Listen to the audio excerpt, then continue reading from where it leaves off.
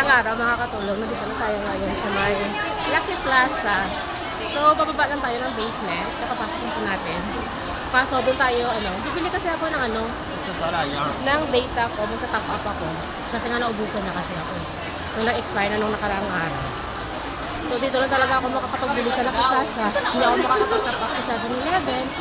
Kaya ito, bababa tayo ng basement. Mga katulong, sobrang crowded.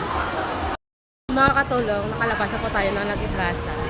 Kasi ang bilis na naman, nag-top up naman ako ng data ko. Kasi kailangan ko talaga yung data. Kasi kailangan na mawala yung data ko kapag Sunday. Kasi sometimes kasi yung amo kasi bigla ang nagme-message sa akin. Kaya kailangan makapag-reply ako. Kaya kailangan ko talaga mag-top up ng data bago ako pumunta sa simbahan. Tingnan nyo. Diba napaka-crowded? Ganito yung itsura ng orchard kapag linggo. Sobrang dami ng tao. Kanina, sobrang crowded talaga kanina sa basement doon sa Lucky Plaza na mag-top up ako. So ngayon is pupunta tayo ng MRT station para sumakay ng train, punta ng simbahan.